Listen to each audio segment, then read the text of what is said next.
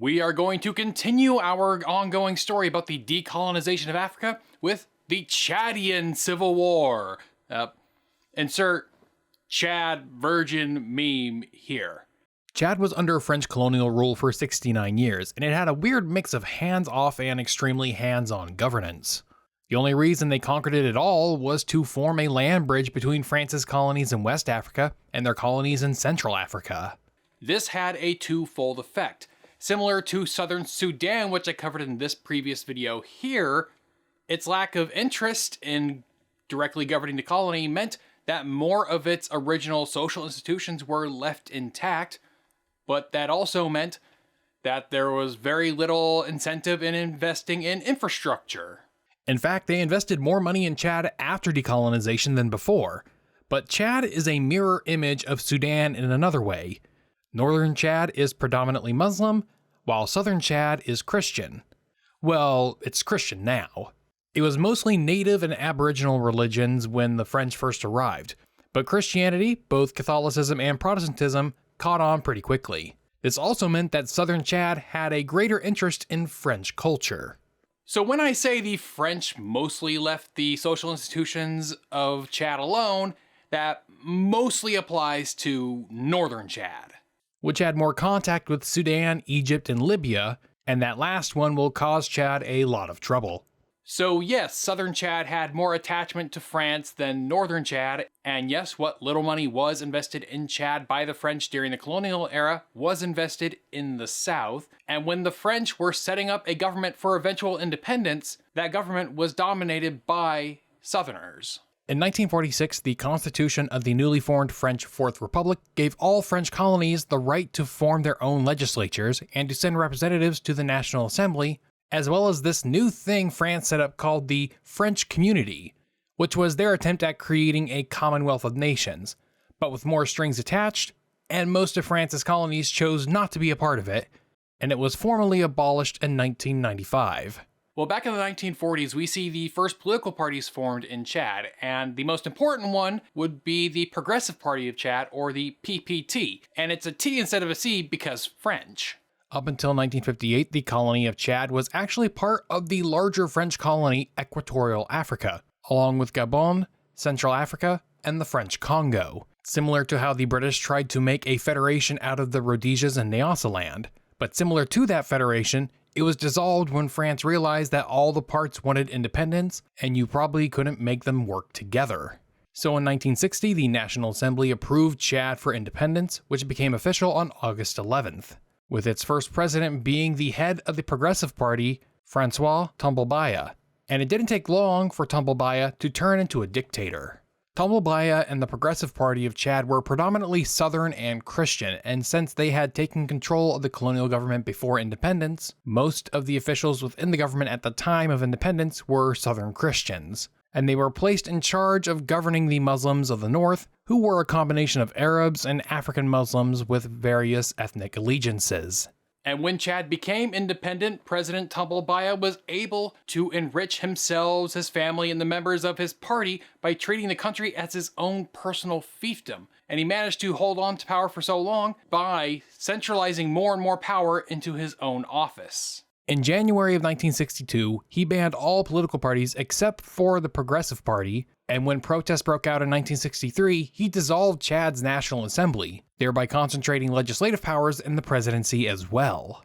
His government was always low on funds, having little to no domestic industry due to France being so disinterested in Chad, even as a source of raw materials. Their only real export was cotton, most of which was sold to France, who was also constantly providing loans to the Chadian government. Tumblebaya would impose the national loan, in which he ordered tax collectors to extort additional money on top of people's tax burdens. This was unsurprisingly unpopular. The cracks in Chad's political stability began to show in 1963 when protests were brutally put down by the military, killing between 20 and 100 people. This led many in Chad to flee to neighboring Sudan and Libya for safety, considering most of these crackdowns were in the north. At this time, the Chadian military was very small, only about 500 full-time soldiers, which were supplemented by about 1,000 French soldiers left in the country due to a defense pact signed between Charles de Gaulle and Francois Tumblebaya. And this pact had a secret provision, which allowed the president of Chad to request help from the French in putting down insurrections. More protests and crackdowns would erupt in 1965, which is when most historians date the start of the Civil War. In the town of Bardai, a soldier in the army was killed by locals, to which government officials, who were of southern origin, ordered collective punishment. They publicly humiliated the locals and arrested a number of their leaders, including Oweda Kichidemi and his son, Gokoni Owedi. They also placed a ban on beards, turbans, and public assembly, quite clearly targeting local Muslims. These would spark a local rebellion. Unrest began to spread to rural areas throughout northern Chad to the point where government officials refused to leave their offices, which meant central authority began to break down even further. By early 1966, unrest spread to the Wadai prefecture as well, and the Chadian military was brutal in putting down rebels and other dissidents.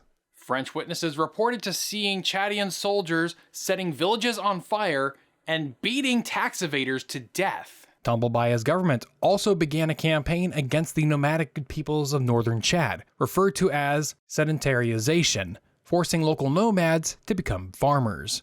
These were primarily targeted at the Taobao ethnic group, who were also present in southern Libya and western Sudan, and those that chose to go into exile would settle in one of the neighboring communities and send arms and other aid to the Taobao who stayed in Chad to form armed resistance groups.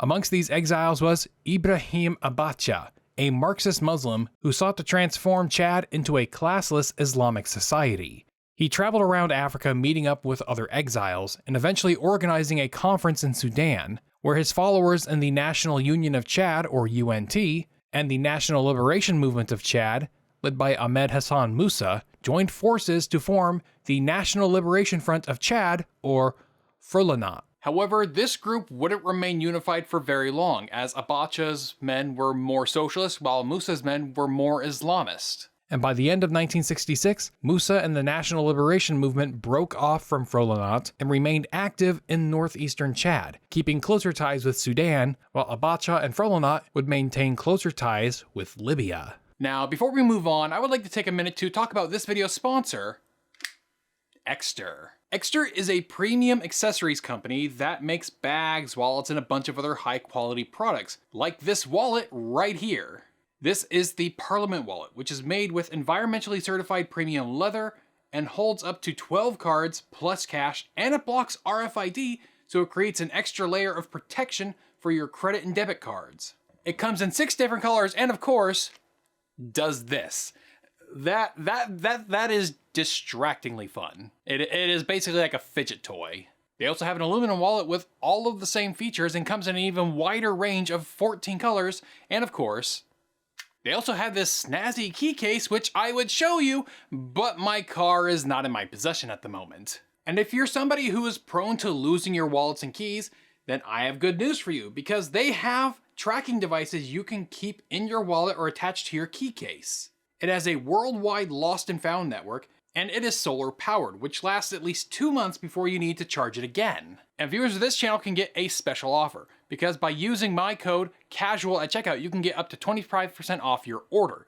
Just make sure you check my link down in the description below, top link, and support the channel, support a really cool company that's making really great products. Thanks again to Exter for sponsoring this video, but for now, let's get back to the history. The early years of the rebellion mostly consisted of small hit-and-run attacks against Chadian military and police. By 1967, they had footholds in Batha, Salamat, Wadai, and Guera prefectures. Their strategy was to aggravate Arab grievances against blacks. Arabs refused to pay taxes to the central government, which forced Tambelbaya to cut various administrative expenditures, which resulted in the government's ability to actually govern to become worse.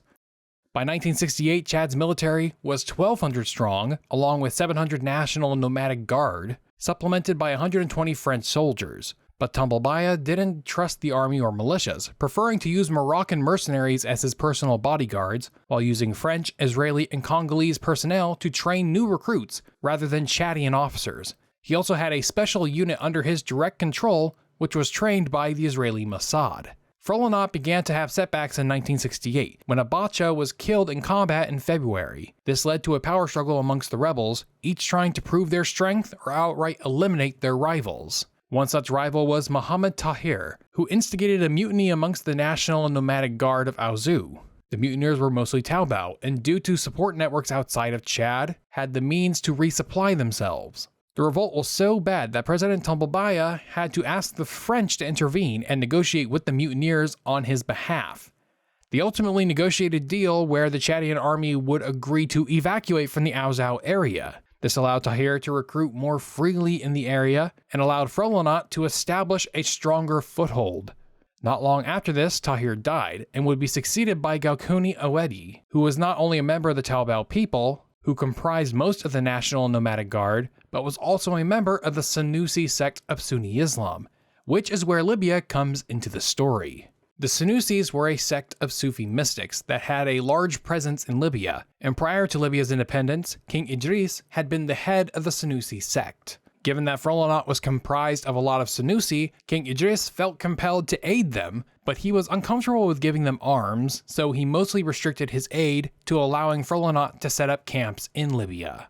Now, the Chadian military was brutal, but so were the rebels. And when the Chadian military withdrew from the region, the rebels were given a free hand to abuse the local population in their own way. They kidnapped and executed village leaders, mutilated merchants, and damaged what little infrastructure that existed. The power struggle within Frelonat didn't end until 1969, when Abba Siddiq gained control and subsequently purged his remaining rivals from the group, some of whom went into exile and others would found their own rebel groups. He would reorganize Frelonat into two main bodies: the First Liberation Army, which was a loose alliance of warlords from central Chad, and the Second Liberation Army, which primarily operated in the north and consisted mostly of Taobao and was led by Gaucouni Awedi. By 1969, Tambalbaya's government had lost control of most of northern and central Chad, and asked France for aid, which de Gaulle was willing to offer, but he had some strings attached. He demanded that France take command of Chad's military so that it could reorganize it,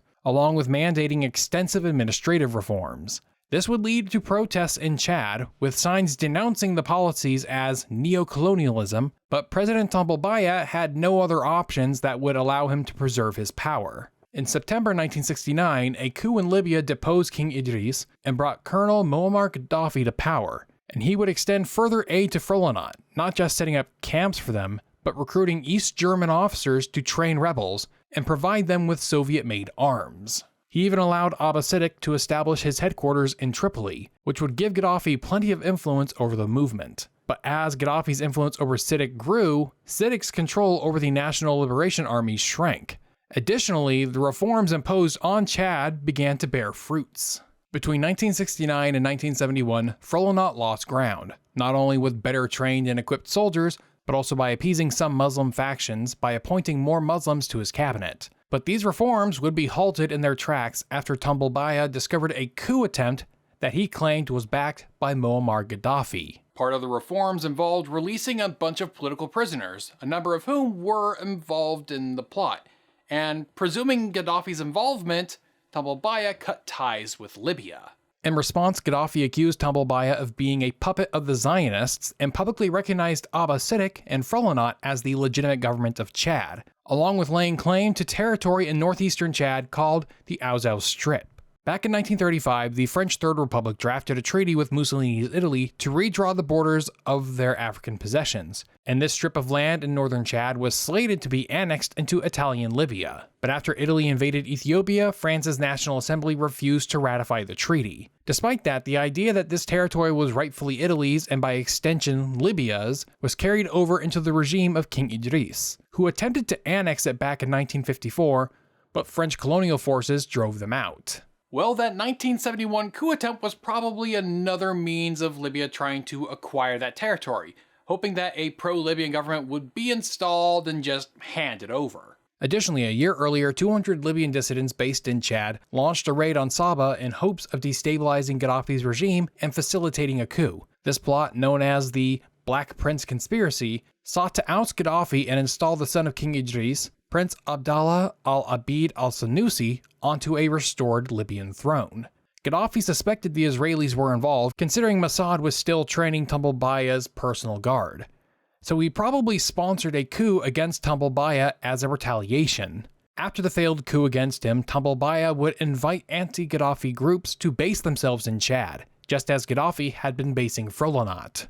Additionally, he responded to Gaddafi's territorial claim of the Aouzou Strip by claiming the Fezzan region of Libya. Tensions were rising, but diplomatic efforts from France and Nigeria managed to mend relations by the spring of 1972. So on top of restoring normal relations, Tumbalbaya also sought to defeat the rebels by cutting them off from their Libyan backers. He would cut diplomatic ties between Chad and Israel, and in an alleged secret agreement with Gaddafi, ceded control of the Aouzou Strip. Gaddafi responded by withdrawing his support from Frolinat and opening a joint investment bank in Chad in order to fund projects without being beholden to Western and colonial powers. Additionally, Gaddafi also paid Tumbalbaya £40 million personally, and Libyan troops would start occupying the Aouzou Strip in 1973. And when they were there, they began offering the inhabitants Libyan citizenship. Cutting off resources to Frolinat forced Abbasidic to relocate his headquarters from Tripoli to Algiers. But this did little to help his sway over the ground forces of Frolinat in Chad. With support from Libya cut off, the remaining factions of Frolinat began fighting with each other over the few remaining caches of money and weapons. The Second Liberation Army, led by Gokuni Owedi, broke off from Frolinat and formed the Command Council of Armed Forces of the North, or CCFAN, in 1972. Another faction, the Vulcan Army, was Islamist in nature and was led first by Mohammed Baglani and later by Ahmad Asil, and were pro-Libya and sheltering in the Libyan-occupied Aouzou Strip. The First Liberation Army remained nominally loyal to Siddiq, but paid little heed to his orders, and by 1974 they were operating completely independently, with Siddiq leading a rump group he called Frolinat Original. CCFAN would see its own splintering in 1976, when one of Gokuni's commanders, Hissène Habre, defected to form his own group, the Armed Forces of the North, or FAN. Gokuni's group would rename itself the People's Armed Forces. And although I could use an anglicized acronym of PAF, I've been using the French ones this whole time, so why start now? Gokuni's force was the People's Armed Forces, or FAP. Habre and Gokuni split up over tactical differences. In 1974, a group under Habre's command took 3 Europeans hostage and ransomed them. Gokuni opposed this because he didn't want to antagonize the European government, whereas Habre was fine with it because he wanted to expel the Europeans from Chad. While Frolinat was coming apart at the seams, Tumbalbaya's days in power were numbered. The 1970s was a weird time for African rulers. You had this weird combination of them being ardently nationalist while being obsessed with European lifestyles. It's around this time that Desiré Mobutu in the former Belgian Congo began to change the names of towns, cities, provinces, as well as renaming the entire country Zaire. Tumbalbaya would follow Mobutu's lead in renaming cities, such as the capital, Fort Lamy, being renamed N'Djamena. He also followed Mobutu's lead in changing his first name from Francois to Ngarta. On top of this, he began requiring all non-Muslim civil servants to go through an initiation ritual of the Sara people. But this angered the Christians of southern Chad, who saw the ritual as anti-Christian, leading to many leaving their jobs in the government. In 1973, Tumbalbaya would imprison his chief of the general staff, Phoenix Malaum, along with numerous other Progressive Party members, alleging they were engaging in animal sacrifice along with plotting a coup. He would ban the Progressive Party and start a new party called the National Movement for the Cultural and Social Revolution, which was also taken straight out of Mobutu's playbook. The economy was in a downward spiral, which sent Chad into a financial crisis, and on top of this, there was a drought. Chad was receiving less aid from France due to the agreement Tumbalbaya made with Gaddafi, which required all French forces to leave Chad. The worsening downturn led the government to try and increase cotton exports, but to do this they needed more labor, and so the army would be used to force civilians into planting and harvesting cotton. In March of 1975, a group of senior officers were accused of plotting a coup and were arrested. This was followed by more arrests and threats of purges, but on April 13th, a group of junior officers in the capital mutinied. They were later joined by other senior officers, which led the army under the command of Noel Milaru Odingar to attack the presidential palace, killing President Tumbalbaya in the process. After the coup, the army released a white paper alleging that he was planning to proclaim himself king and recruiting fanatics to fight against the rebels. The army would release General Felix Malone from prison and name him the new president of Chad. Under Malone's leadership, the agreements made with Gaddafi were revoked. who in response began rearming the various Frelonat factions. Malaum would attempt to mend the bridges with the rebels and managed to get the more regionally focused ones to lay down their arms, but the remnants of the Second Liberation Army, the FAN and the FAP, would continue their insurgency with aid from Gaddafi, who also started sending Libyan troops alongside Frelonat fighters into central Chad. Another reason for the split between Habre and Goukouni was the role of Gaddafi in Chad, with Habre opposing Libyan influence. But by the end of 1976, the northern third of Chad was under the control of the rebels and Libya. FAP began making inroads into Chad by attacking or taking control of Bardai, Zawar, Tibesti, Onyanga Kebir, using modern Soviet weaponry provided by the Libyans. Malaum would request help from France, while Anwar Sadat in Egypt, who had growing tensions with Gaddafi himself, began sending their spare Soviet-made weapons to Malaum's government. In September of 1977, Malaum and Habre began negotiating with each other in order to form an eventual future government. This resulted in the signing of the Khartoum Accord and eventually resulted in the, what was it called? Oh yeah, the Fundamental Charter in January of 1988, which committed both factions to forming a new unitary government. This process was supported by Saudi Arabia and the Gulf monarchies, who disliked Gaddafi radicalizing their own populations against them. In January 1978, the rebels, led by Goukouni, launched an offensive against the government's last outposts in northern Chad, which led FAP and the Libyans to gaining control of the Bet prefecture. In February, they attacked Faya Largeau, managing to drive out the 5,000 Chadian troops and militia. The Libyan forces began looking at the capital, but France was able to pressure Gaddafi into halting their advance.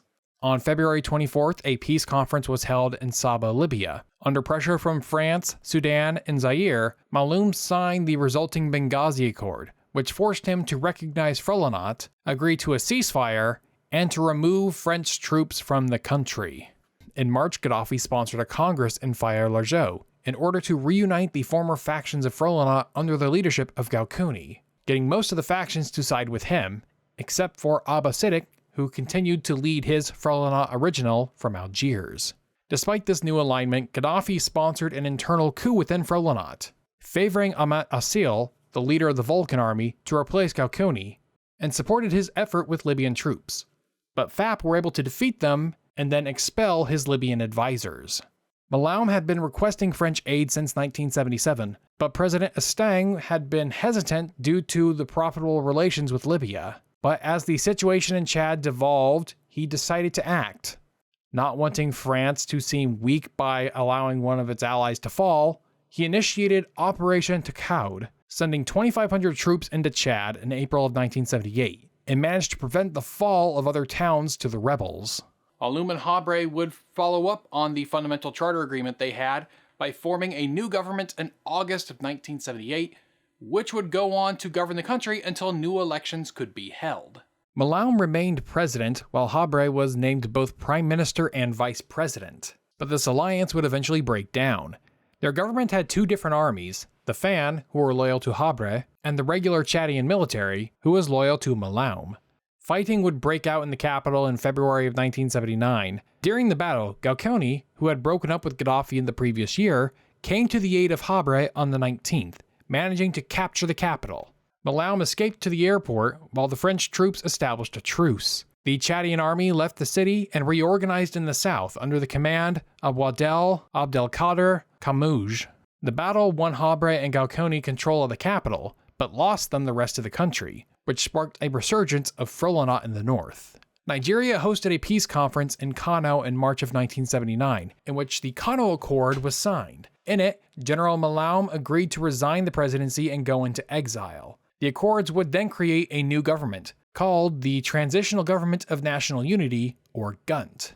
The new government would name Goukouni the new president and Habre as defense minister. However, Libya was angry at the Kano Accords because none of the factions he supported were at the conference, which meant none of them were part of the new government. In response, he sent 2,500 troops into Chad, heading towards Goukouni's power base in Faya Largeau. Goukouni's militias, with French air support, were able to slow down the Libyans. Gaddafi would organize his Chadian factions into their own government, at which point Nigeria invited both parties to a new conference in Lago in August. This accord formed a new GUNT, With Goukouni as president, Colonel Camouge named vice president, Habre as defense minister, Assil as foreign minister, and Abba Siddiq named minister of health, as well as removing French troops from Chad and replacing them with an international African force. These changes seemed to assuage Gaddafi, but not all the parties involved. Fighting would break out between the pro-Libyan Vulcan army and Habre's FAN, and in March of 1980, Goukouni's FAP joined the fray, siding with Assil and thus aligning himself with Gaddafi. This drove Habre out of the capital. In June, Goukouni signed a mutual defense treaty with Libya, formally inviting Libyan forces into Chad. The arrival of Libyan troops forced Habre to flee the country, going into exile in Sudan. In January of 1981, Goukouni and Gaddafi issued a joint statement, announcing the formation of a political union between Chad and Libya. Most of the Gunt ministers opposed this, as did most of the countries in Africa, the Middle East, as well as Europe and America. France responded by sending additional troops to its other bases in its former African colonies, as well as placing its Mediterranean fleet on high alert. Libya threatened to impose an oil embargo, and France threatened military reprisals if Libya attacked another bordering country. Clashes between Goukouni and Assil's militias broke out in April 1981, as well as fighting between Goukouni's troops and Gaddafi's Islamic legionaries in October. Rumors of Assil planning a coup spread, and on October 29, 1981, Goukouni demanded that all Libyan forces be withdrawn from Chad by the end of the year, and surprisingly, Gaddafi complied, but he didn't withdraw from the Aouzou Strip. An international African force was sent to replace the Libyans, made up of Zairians, Nigerians, and Senegalese, totaling about 3,200 men. While Libya was pulling out, Habre's forces began to move into eastern Chad, capturing Abeche in November and Hedjer in January 1982. But the IAF was able to prevent Habre from capturing Ati. The Organization of African Unity asked Goukouni to make peace with Habre, but Goukouni refused. In May 1982, FAN forces began their final offensive, bypassing the IAF in Ati and Mongo. Goukouni tried to get Libya to send troops back into Chad, but Gaddafi refused. Massaguet was captured on June 5th, and then FAN forces entered the capital on June 7th, unopposed, while Goukouni went into exile in Cameroon. Habre consolidated power by occupying southern Chad and destroying the remnants of the Chadian army. In October of 1982, Goukouni reassembled the leaders of Gunt with Libyan assistance and reformed their government in Bardai, and allied with the southerner Negu Jogo and his Army of National Liberation. Gaddafi's offensive into Chad began in June of 1983, and working with Gunt, they captured Faya Largeau on June 25th, followed by Koro Toro, Chaluba, and Abeche on the road to the capital. The French resumed shipments of weapons to Habre's government in June of 1983, with Zaire sending troops to aid Habre in July. The US announced $10 million in military and food aid as well. The OAU meeting in June recognized Habre's government as the legitimate authority in Chad and asked all foreign troops to leave the country. Habre reorganized his forces into a new national military, which began a counteroffensive in late July, recapturing Abeche, Biltine, Fada, and Faya Largeau, and closing in on Tibesti and the Aouzou Strip. After the fall of Faya Largeau, the Libyans increased their involvement, especially in terms of air power, bombarding the towns with SUs and Mirages. 11,000 Libyan troops were sent in, but tried to limit themselves to air and artillery support, allowing its Chadian allies to handle infantry combat. On August 10th, Habre's forces near Faya Largeau disintegrated with the combined effort of Gunt and Libyan forces. However, the remnants of Habre's forces managed to escape to the capital, while surprisingly not being pursued by the Libyans. The return of French troops was announced on August 6, 1983, upon pleas from Habre and pressures from the OAU and the US. France sent troops that were stationed in the Central African republics into Chad, and its forces eventually reaching 2,700 men, which was France's largest expeditionary force since the Algerian War. The French established the Red Line along the 15th parallel, and warned they wouldn't tolerate any incursion by Libyan or Gunt's forces south of that line, which managed to create a de facto ceasefire. Gunt resumed their attacks on January 24, 1984, supported by the Libyans targeting a Chadian outpost in Zigué, to which France responded with a counterattack by air, and sending in additional troops into Chad and declaring the Red Line was now at the 16th parallel. In April, Gaddafi proposed a mutual withdrawal of French and Libyan forces from Chad, which France agreed to in September and completed by November. However, Libya didn't uphold their end of the agreement, only partially withdrawing some of their forces. Between 1984 and 1986, there was a lull in the fighting, which Habre used to consolidate his position, receiving support from the US, while the Gunt was seeing some infighting. Gaddafi expanded control over northern Chad, building new roads and air bases in order to support his ground forces. While this was going on, a significant proportion of Gunt switched over to Habre's government. In February 1986, Libyan Gunt forces launched an attack across the Red Line, consisting of 5,000 Libyans and 5,000 Gunt troops. But the campaign was a failure, with Habre's counteroffensive forcing them to withdraw. Gaddafi had believed that with elections coming up in France, Mitterrand would be hesitant to retaliate. But on February 14, 1986, Operation Epavir was launched, sending 1,200 troops to Chad, and on the 16th, the French Air Force bombed Libya's Audi Daum air base. The Libyans retaliated by bombing the Chadian capital's airport, but this caused minimal damage. Another round of OAU peace talks happened in March 1986, but Goukouni failed to appear, and many suspected Gaddafi, which caused more Gunt members to defect, including its vice president, Kamoj, followed by the First Liberation Army and pieces of Front Original. Most of the Chadian groups left the Libyan coalition. FAP attempted retaking Fada in October, but the Libyans attacking Goukouni's troops, which effectively ended Gunt. Goukouni would be arrested by the Libyans, while Goukouni's troops rebelled against Gaddafi, dislodged them from Tibetsi, and joined up with Habre. The Libyans tried to reclaim territory with an offensive of 2,000 troops, with T-62 tanks and air support from the Libyan Air Force, making use of napalm. Habre responded to these attacks by sending 2,000 troops to link up with the remnants of Gunt, and France would deliver fuel, food, ammo, and anti-tank missiles. In November of 1986, a new transitional government was created, which included Habre, Goukouni, and Kamoj. By January 1987, Libya had 8,000 troops and 300 tanks in Chad, but it had virtually no support from the Chadians. Gaddafi tried to reinforce his troops by recruiting Palestinians and Lebanese, who were told that they were going to be trained to fight the Israelis. Various Palestinian factions, including Abu Nidal, sent militants to boost Gaddafi, but the Chadians were reorganized, re-energized, re-equipped, and mobilized with Toyota trucks and Milan anti-tank missiles, earning the late stage of the war the nickname the Toyota War. On January 2, 1987, Habre began his campaign by attacking Libyan communications bases in Fada. Libyan troops began to fall back, losing control of Auzau in August.